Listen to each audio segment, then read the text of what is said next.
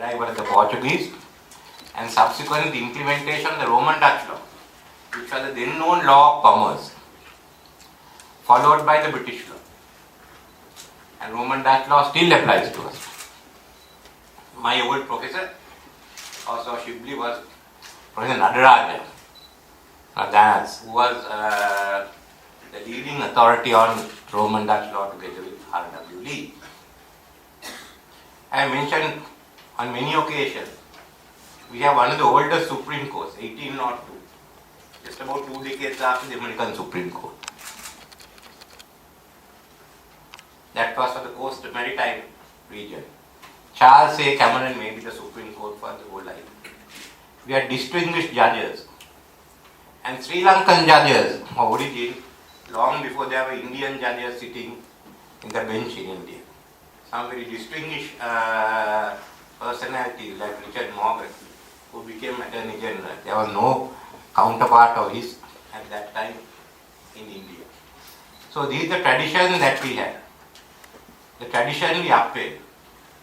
The tradition of which we could be proud of at that time. So unless you have this tradition and you uphold the laws, you will not make International Arbitration Center just by putting up a building.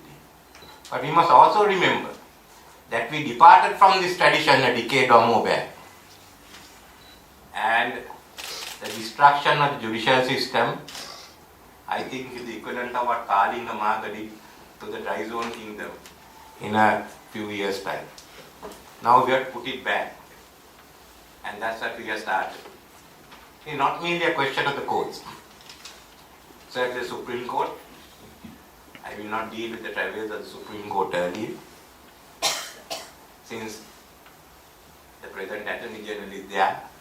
He knows better than me on what happened in the Attorney General's department. But in the whole commercial field, you look at the stock exchange below, we are cleaning it up. That's why we have to start a serious frauds and financial crimes division with the intention of following the serious frauds office in UK and legislating for it subsequently. At the moment, I think the Attorney General is spending a fair amount of his time in appearing in court on cases related to this division. Next will be organized crime division. You cannot have organized crime, you can't have commercial crime, you can't have these frauds, and we'll also look at bringing in laws dealing with certainly dealing with drug trafficking in Sri Lanka. Those things cannot be allowed. This is why Singapore is well known. This is why Hong Kong, Singapore is well known. It's not merely just a building. It's just not merely arbitrators. It's the total environment that to which we belong. Speaking earlier, giving models, Asanga said that there are ones in which the government is detached, there are ones in which the government controls. I'd like to tell Asanga that under President Maitripala Sirisena, we've got out of the job of controlling the Supreme Court. As a result now, I find there are more decisions against us than for us. But it also, as far as we are concerned, I will ensure that the funds are given and there will be no control by the Treasury. But we must all work together via the BOI and the Centre as to how to develop it.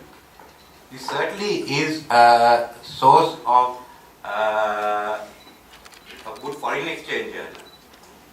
More of this, more work here means we'll have less housemaids going across to other parts of the world.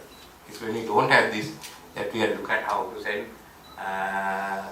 people who have no other source of income to go and work as housemaids.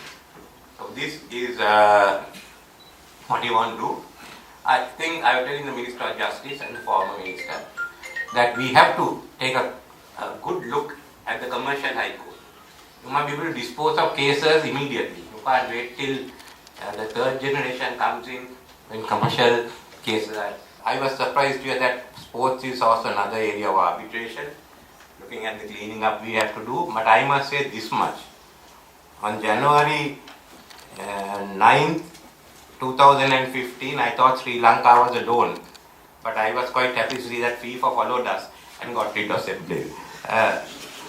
Blatter. So there's much more to be done, in those fields. Anyway, I don't want to take any more of your time, but I would like to wish you all the best and to assure that the President and I and the Cabinet will give you all support to make it a success. And to make that a success, all of us have to ensure the rule of law prevails in Sri Lanka, and our practices, including our Human Rights Commission and our accountability, though within our jurisdiction, must certainly adhere to international standards. If you do that, I think the rest will be plain sailing.